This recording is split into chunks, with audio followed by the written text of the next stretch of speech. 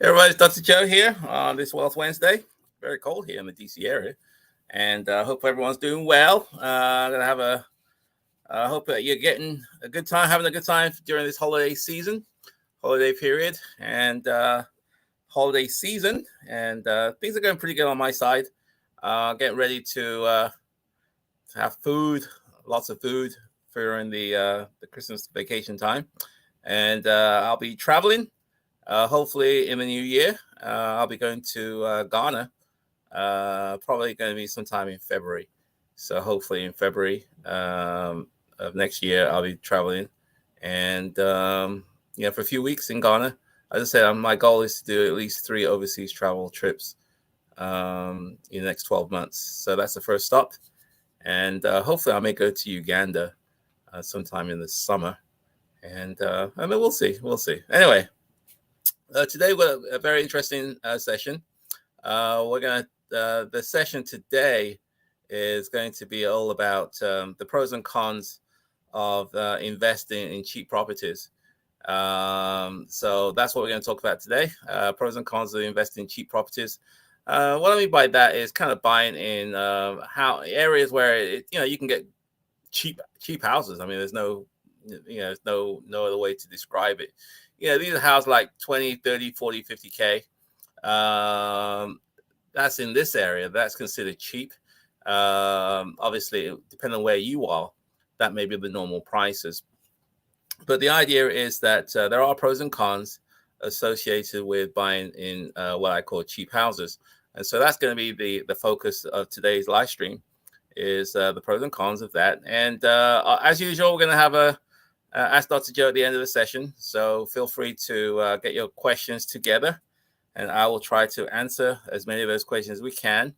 So feel free to use the chat box, and so enter your questions in the chat box, and I will try to answer them as soon as possible during the Q&A session. So again, today we're going to talk about the pros and cons of investing in cheap properties. Let me get to it. So, every property investor, every investor really wants to buy a property at the lowest possible price. We all want a good deal, and I do, you do, I'm sure. And so we're always trying to strive anyway to buy the properties as cheap as possible. And obviously, a cheap house, will hopefully will allow you to get decent cash flow, and also will allow you to make a profit if and when you decide to sell. So you buy low, sell high. That's the concept there. And but the question is it always good to buy cheap houses? That's the question. Is it? In theory, it sounds good, but in reality, is it good for you? Is it good for me? And so on. So I'm going to kind of talk about that. I'm going to share some of my experiences later on in the live stream. And so we're going to talk about the advantages and disadvantages of buying cheap properties in cheap areas. So let's talk about the pros first. So what are some of the pros, the advantages of buying cheap houses in cheap areas and so on? Now, in this Washington, D.C. area where prices are 4, 5, 6, 700,000, you certainly aren't going to buy anything for 30, 40, 50,000. It's not going to happen. You're going to have to go to a different market altogether. Further away from Washington, for example. And if you're also in an expensive area, you're going to have to go further away from the main city center or downtown area to go further out. So a lot of people in the DC area tend to go to Baltimore, where the prices are a lot cheaper than here. Depending on the neighborhood, you could be buying stuff for 10, 20, 30K or higher. And I don't really know. I'm not an expert in Baltimore because I don't really invest there, but I know a few people who do. And so I'm just amazed by some of the prices that they are able to buy their properties. So what are some of the pros of buying cheap properties? Obviously it's cheap. That's a big pro. It's cheap. So you get a lot of bang for your money, I suppose, in theory. Well, maybe not. You get a lot of bricks for your money. So if you have a 1,200 square foot house, if you're buying the 1,200 square foot house for 20,000, the cost per square foot is relatively cheap compared to in the DC area, where it's 3, 4, 500,000 for the same 1,200 square foot house. So you get a lot of bricks for your money, and it potentially offers you a good deal, or good value anyway, or at least it appears. The appearance is that because it's cheap, you've got good value potential anyway. And cheap properties are really good, especially for cash investors, first-time home buyers. People don't have a whole lot of money. They're able to get in at a much cheaper price. And you may be able to buy it cheap enough where you buy it for cash. So it's possible to buy houses for cash. That is, you have no mortgages, and because you have no mortgage, it doesn't really matter what the lenders are asking for, because it's cheap enough whereby you can buy it for cash. And obviously, if it's cheap, then a lot of the government charges like recordation and transfer taxes and your property tax bill is probably going to be cheaper as well. So the cost of sale should be lower, and the cost of ownership, at least on a property tax perspective, should be lower as well. So you're able to get in a lot cheaper, low deposits, low if you get a loan or have a debt, then it's low payments. And especially if the interest rates are low, like it used to be. It's not so much now, but if the interest rates are low and your mortgage is low, then in theory your cost of debt is very, very cheap, and so on. So so your actual mortgage at the end of the day will be a lot smaller, because everything's a lot cheaper, and the cost of financing is a lot cheaper as well. So in theory, you have low risk because you have less money involved. You got less money in the deal, and if you got less money in the deal, then obviously you have lower risk, at least in theory, anyway. And potentially there's less competition as well. This is another pro. Potentially there's less competition because not everybody wants to buy in these cheap areas. Cheap houses in cheap areas tend to be focused in sort of less prosperous parts of town, and I won't call it war zones, but it's just lower. It may be higher crime. It's less desirable, and therefore the number of people that want to live there is obviously less than more desirable, prosperous areas. So in theory, there's less competition. There are fewer people that want to buy. So if you're buying, then potentially there's less competition there, and therefore, if there's less competition, then you stand a better chance of getting a good deal. So there's plenty. Many times there's plenty of deals. There's usually more supply and less demand. Okay, more supply and less demand, because there's just fewer people who are looking to buy in those areas. Which means that from a purely rental perspective, in theory, that you if you're able to get it rented, you may be able to get a good ROI and things like that, return on investment. So less prosperous areas, means that you may have stronger demand. May, in theory, because there's always people who are looking for cheap rents, and sometimes if you can't afford a certain rent, you're going to have to look lower or look at lower price points in order to get your property, get inside a property. So that's the pros. But the question is, this is probably the most important advantage of buying cheap property. I'm going to share with you. The good thing is that the high and even super high rental yields are much likely, are possible, because you are buying for less and the rent, relatively speaking, is greater.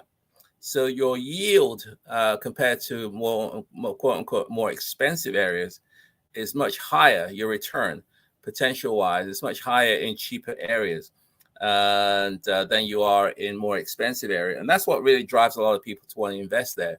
Because if you can buy a house for, I don't know, 30K and your mortgage is 250 and you're able to rent it for let's say $1,000 or $1,200, you know, you got 250 going out and you got $1,200 coming in.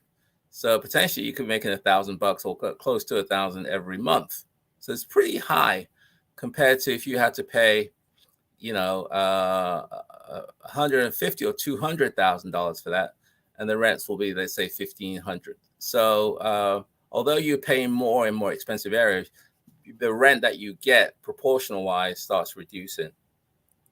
So the yields of lower priced areas is much higher than you know, more expensive areas. So that's probably the biggest advantage, and that's what drives a lot of people to buy in cheap areas, because potentially when you do the numbers, the ROI, the return on investment, is much higher. Okay, so that's the you know, the pros of buying cheap. So let's kind of talk about again, you know, if you got some questions, enter your questions in the chat box. I'm going to do the Q&A you know, shortly. Hopefully today we're not going to be spending a whole full hour. And I know you guys are busy. I've got a couple of guests here at my house, so I have to go and see to them. So hopefully we won't need the whole hour. But if you got some questions, put them in the chat box, and I'll definitely try to get to them at the end of the session. So what are some of the cons of buying cheap properties? Okay. And, you know, the biggest reason, obviously, the biggest con of buying cheap properties is it's cheap for a reason. Okay. It's cheap for a reason. And I know it sounds obvious, but why is it cheap? Why is it that not everybody wants to live there?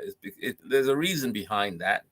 And frequently it's because the area where these cheap houses are located is kind of in economically disadvantaged areas. You know, it could be potentially higher levels of poverty. There may be crime is higher, social problems are in those areas.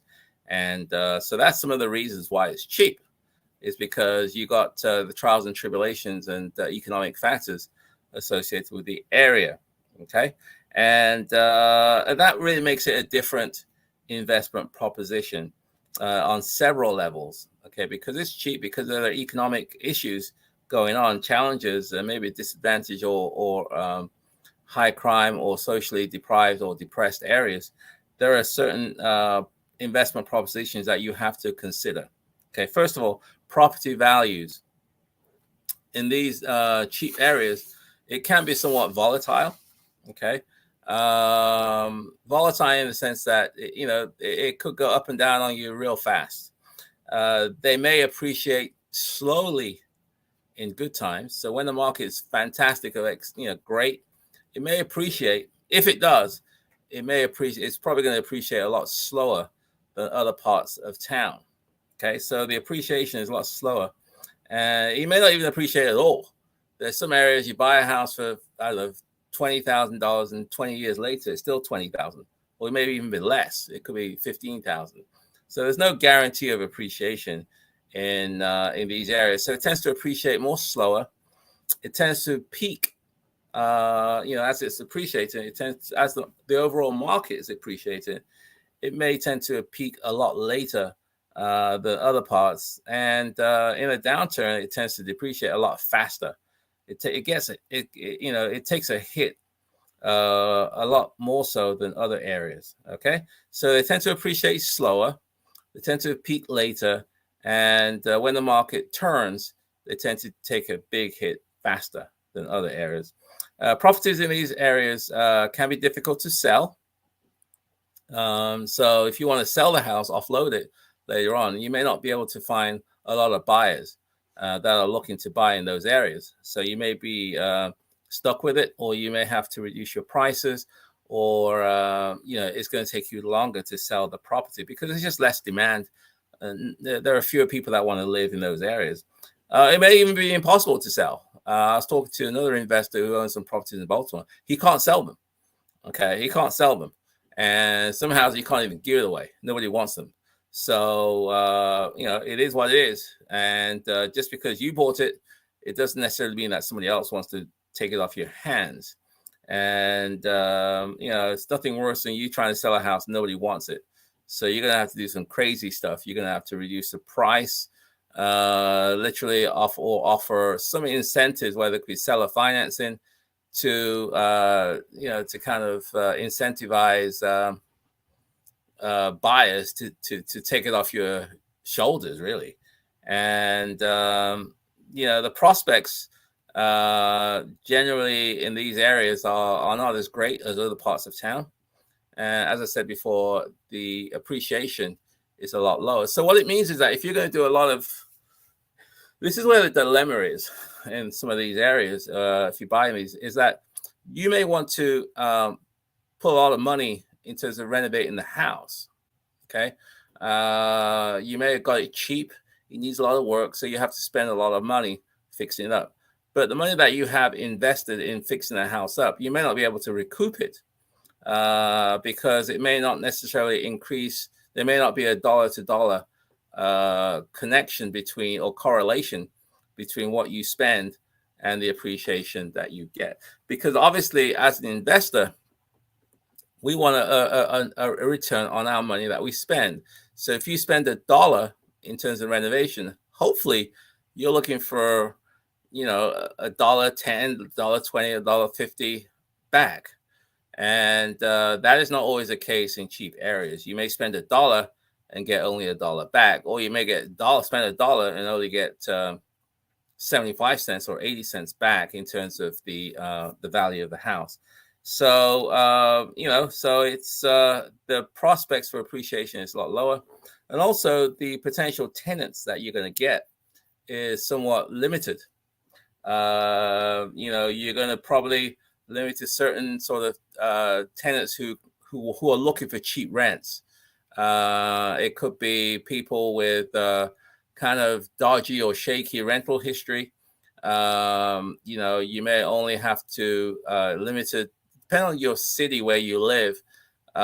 Sometimes they have these neighborhoods where only Section 8 kind of or low income families tend to buy there or live there, and so on. So so your choices of tenants is a lot more limited, and in these areas, and also limits how much you can charge for your rent. So I'm talking about some of the cons, and also the type of tenants that you're dealing with. Sometimes, not always, but sometimes it's going to require a lot more management time on your hands. It's more of a high maintenance, whether in terms of collecting your rent, whether in terms of repairs to the home, and whether it's just pure management time. Now, that's not always the case. I don't want to stereotype and say that just because it's low, cheap property in low income families, they're going to destroy your property. That is not the case at all. But generally, though, you're going to have a lot more management potential time that you're going to have to spend if you don't screen right. And now, if you do screen right, then you may be okay. But if you don't screen right, that could be something that you may have to deal with. And also the scope of added work. So as I said before, if you add improvements to the property, you may not get it back, and which is not good, because you want to invest $1 and get $1 plus back, but that may not always be the case in cheap areas. So that's the cons of buying sort of buying houses in these cheap areas. So so it begs the question, so what should you do if you're looking to invest in cheap properties? So, I mean, there's a niche out there. There's some people that they specialize in cheap properties. I remember there's this investor. His niche was investing in war zones. I mean, in fact, he had a course called war zone riches. And that's all he did was to focus on war zone areas, cheap areas, where it's houses are boarded up and crimes are high, and it's literally a war zone, and that's his niche. He was very, very successful. He was teaching and encouraging people to do that. So, each to their own. So, what do you look for if you're going to be investing in cheap areas or cheap properties in cheap areas? Firstly, be aware that there are drawbacks.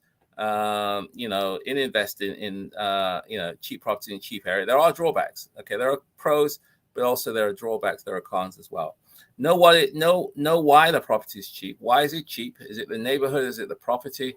Is it something going on that's causing the seller to want to get rid of it quickly? Be realistic about prospects for future appreciation. Be realistic. Don't think that just because the whole city is increasing in value, your property is going to also increase in value. It may not be. So it may not appreciate at all. So just be realistic and don't assume that it will. Now, generally for me, I like to, my experience is that the real money is in appreciation. So I like to buy houses with appreciation potential, because over time, you'll make up for any expenses that you spent in early days. But for the cheap properties in cheap areas, you can't always assume that.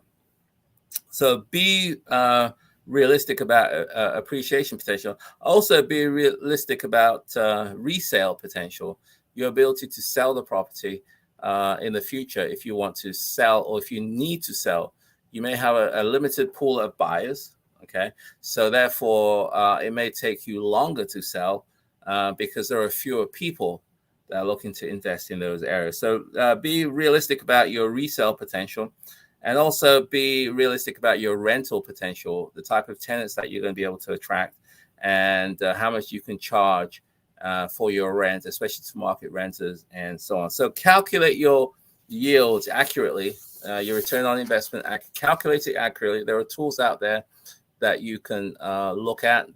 I know Bigger Pockets has quite a few.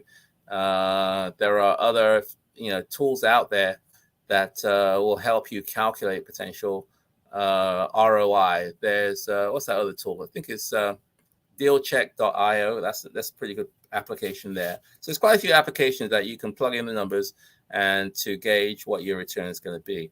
Again, I'm going to have some Q&A very shortly, so put your questions in. I'm going to get around to them very, very shortly. We're getting towards the end of the session. Also, where the possible yields make the property seem attractive, as I said before, you may be able to get it cheap, and therefore the rent, you may be looking at 100, 200, 300% yields on your money. But make sure that although it looks attractive, that those benefits far outweigh the drawbacks, such as lack of appreciation potential. Okay, cheap property is often a proposition for income rather than profits. So it's more of an income. It's a cash flow play, because you can get cash flow, you can get income more so than profits. Profits is like appreciation and things like that. So most important of all, never confuse cheapness with value. Just because it's cheap doesn't necessarily mean it's of good value.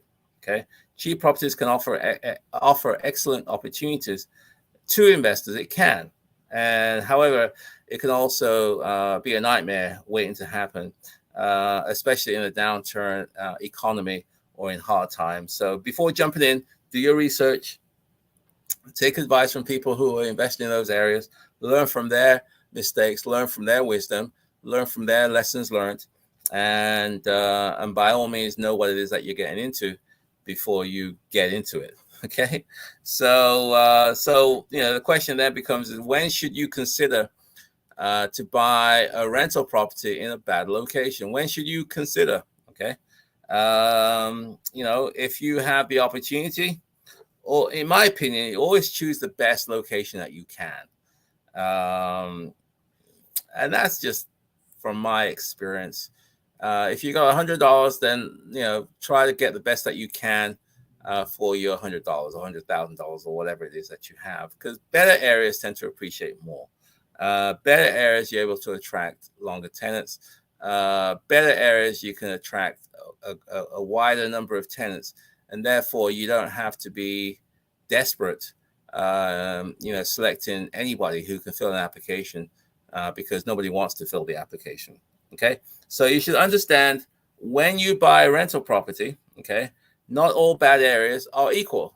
Okay, so not all bad areas, not all war zones are the same. There are, it's kind of sad, but there are different tiers of bad areas. There are bad areas, there are, bad plus areas and bad plus areas. I don't know. Not all bad areas are the same. Okay, so make sure you choose your location wisely. And in my opinion, choose a location where there's potential in terms of future growth. So when you're buying investment properties in bad areas, the thing that you want to look at in terms of the location is that it's close to public transportation. If you can, get it close to shops and schools and recreation as well. And if there are recent business activity in the area, that's a plus. And so on. So not all areas are the same, but look for certain things like, as I said before, public transportation, schools, shopping, recreation, and transportation and things like that. Okay, so moreover, make sure you look at the population. Is the population increasing? Is it decreasing? Are people moving in or people moving out? Okay, are people working close by, or are all the jobs or the employers shutting down and closing up?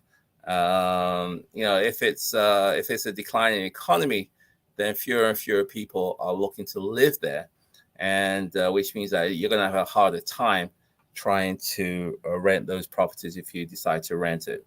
So it's one thing. One more thing before you buy a rental property, though, is make sure that the neighborhood in question is close to another popular area.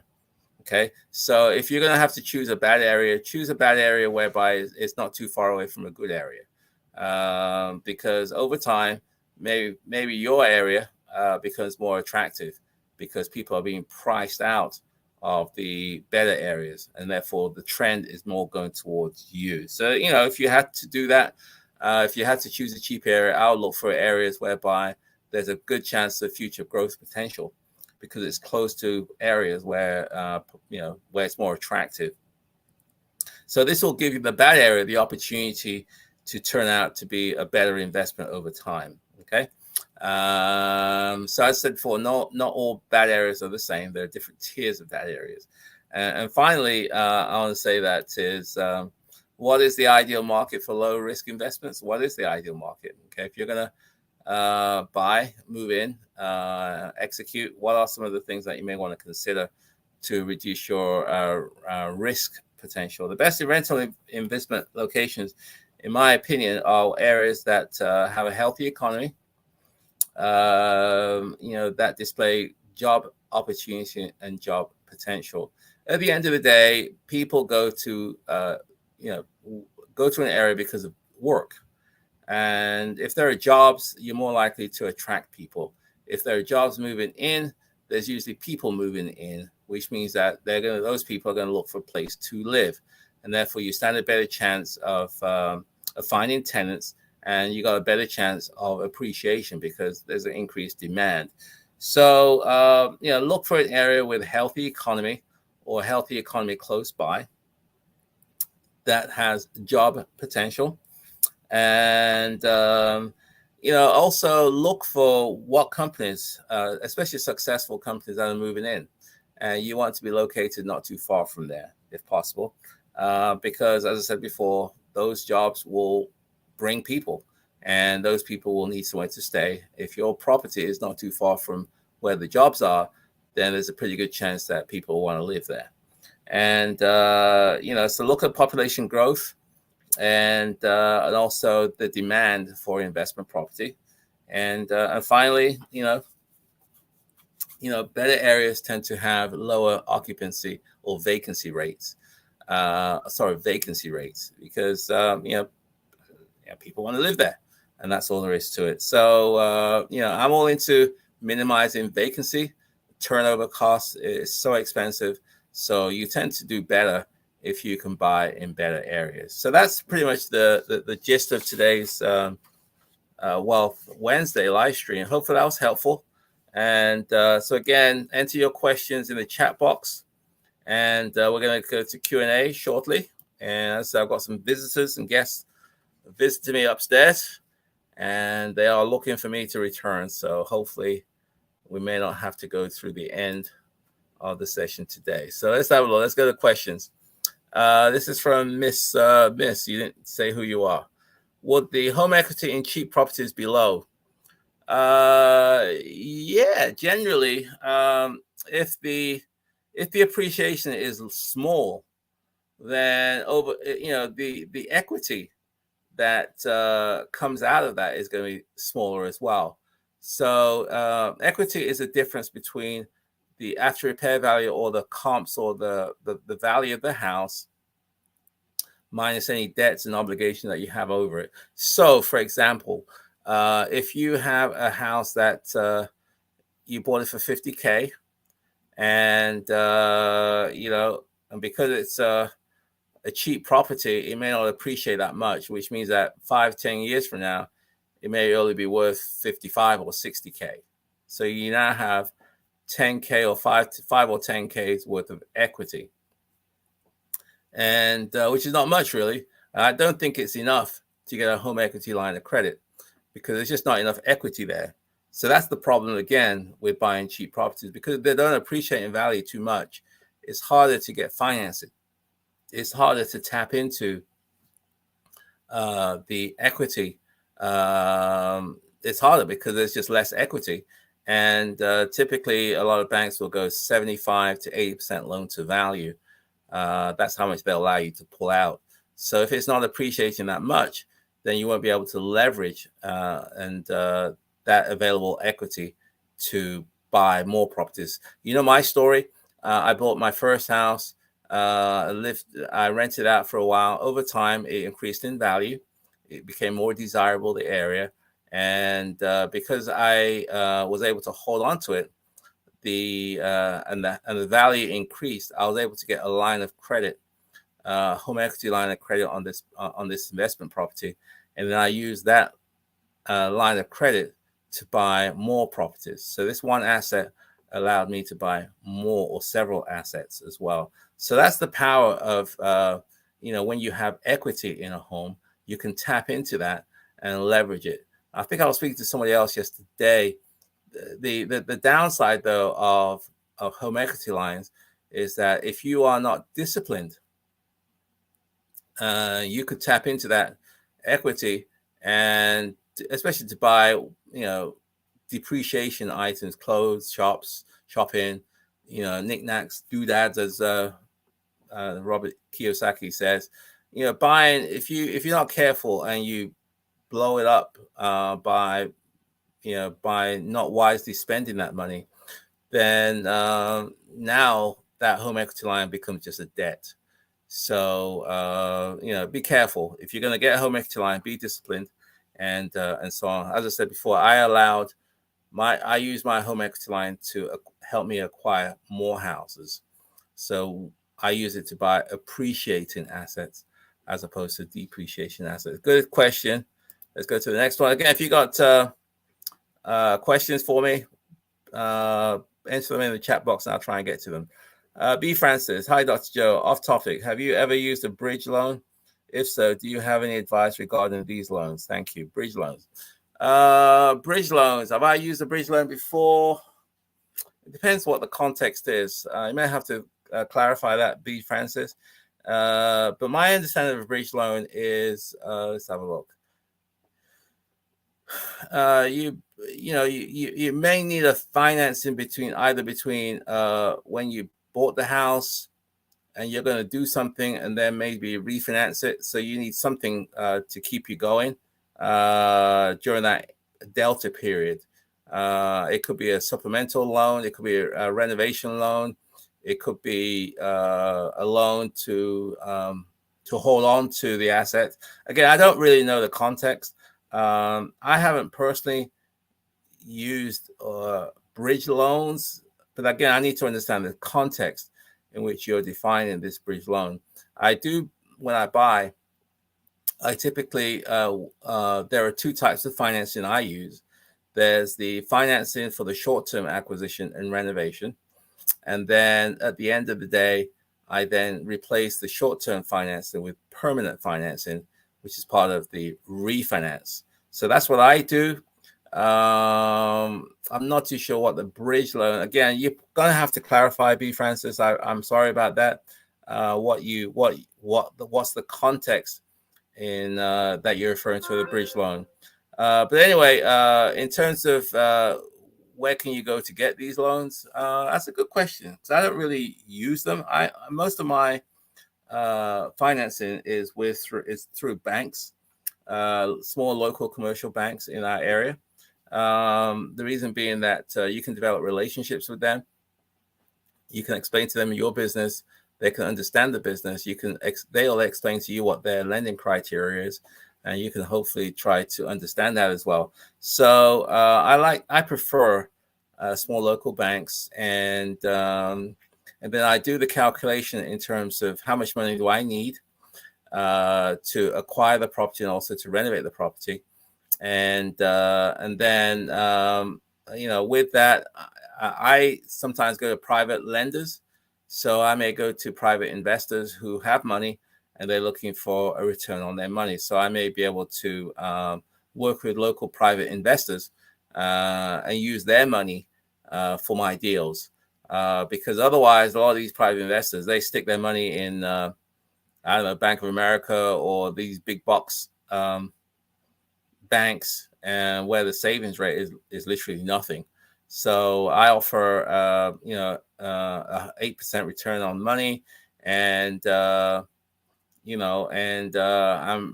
got full of integrity. I'm honest, and I do what I got to do to make sure that I repay and return the money. So that's the reason why I haven't had too much problem raising private money. But that's a topic we can maybe talk about another time.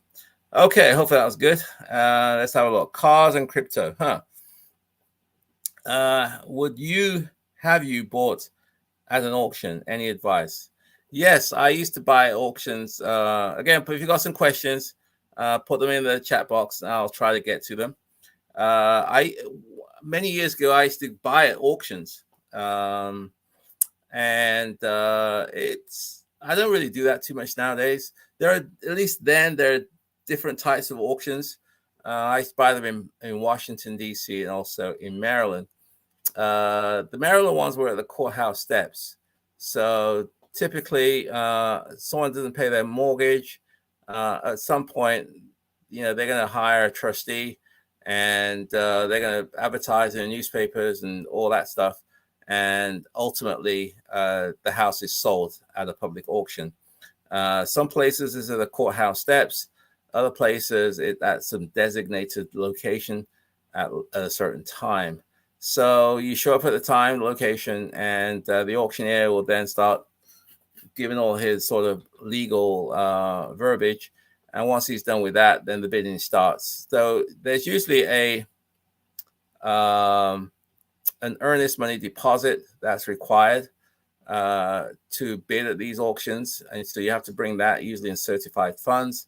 And if you're the successful buyer, then depending on the jurisdiction that you're in, you may have to buy straight away, or there's a certain grace period of time. It could be a few days or 30 days or so, 45 days, 90 days, where you got to come up with all the cash. The downside, though, with auctions is that many times you don't get a chance to go inside the house. So it's a lot riskier. And sometimes you're dealing with an owner or a tenant who's very upset that the house is up for auction. So they may not be cooperative. And this is where it gets a little tricky, especially if you're trying to get financing. Because if you're trying to get financing, there's a pretty good chance the lender wants to go inside to do some kind of appraisal. But if you got an irate previous owner or an irate tenant, they may not be too enthusiastic about you going inside their home. So it gets a little tricky. And but it can be done. I've done it before. There's ways whereby you can kind of sweet talk the owners to let you in and cut out some deal whereby they're going to cooperate with you. It can be done. I've done it. People do it all the time. So to answer your question, have I done it before? Yes. It's higher risk, and so you got to be prepared to pay less. And the big thing is that these auctions, you got to really put your emotions in check, because if you're not careful, you get sort of, you get into that whole game, I think, where you next thing you know, you're bidding more than what you really should be bidding because you want the house. So emotions run high, and you may end up not getting a good deal, and so on. So be careful to be disciplined if you decide to go with auctions. But it's higher risk, and therefore it has potential of higher return. The other thing that now, though, is that the market being the way it is, I haven't done it so often, so I don't know if you're going to get good deals. In theory, you're supposed to get good deals, but in reality, I've seen people pay market rent at auctions. I've seen people pay more than market rent. It's just because they just got into the whole hype and so on. So hopefully, be careful, do some research, find out what the rules are in your local area, and how much money do you need to bring to the table? When do you need to get all the monies together? What's the grace period, if anything, you have? What are some of the ways you can get your money back if something doesn't work out, if at all, and so on. So do your research, do your due diligence, speak to people who are in this space, and then hopefully they can give you some good advice before you go on your auction journey. Okay, so let's go to the next question. Again, if you got some questions, please put them in the chat box. I'm going to try to go to them. It's now 7:44, and so on. So Miss again, what are your thoughts? What's your thoughts on low-priced properties in small counties? Low-priced properties in small counties. Again, it could be potential. There are potential. It could be okay. If it's a small county, small town, it may, the numbers may work. It's definitely cheaper to get in. It's definitely the cost of your debt is going to be a lot less, potentially anyway. The yields on your money is going to be higher. So I'm not saying don't do it at all. I'm just saying that there are certain considerations. There are clearly some pros and cons associated with buying or investing in cheap areas and cheap properties in cheap counties. But know that with your eyes going in, and you'll be fine. The problem is that you get all enamored with the numbers. Wow, I'm going to get a 150% return on my money. I'm going to make all this money. Yes, in theory, but you're going to have to deal with a whole bunch of baggage that may drive you crazy, and you may not want to deal with it. So, I said I don't buy in cheap areas. I'm looking for, I focus on families that are looking for nice houses in nice areas, and they're looking to stay for 5, 10, 15, 20 years. That's what they're looking for. And that's what my niche is. I'm not really interested in tenants that's, are just staying with me until they find something else. And then they'll leave you high and dry and so on. That's just not my niche. But again, they're each to their own. There are successful investors that are buying it, in small counties and cheap properties over there as well. So you'll be okay. Okay, I think I'm going to wrap it up for today because I got some people upstairs clamoring for my company. So hopefully today was helpful. We talked about, the benefits and the pros and cons associated with buying cheap houses in cheap areas. Hopefully this is helpful. I look forward to, another next Wealth Wednesday next Wednesday. And you have yourself a wonderful evening, a wonderful week. And I will see you next Wednesday, 7 p.m. Eastern time. Take care. Bye for now.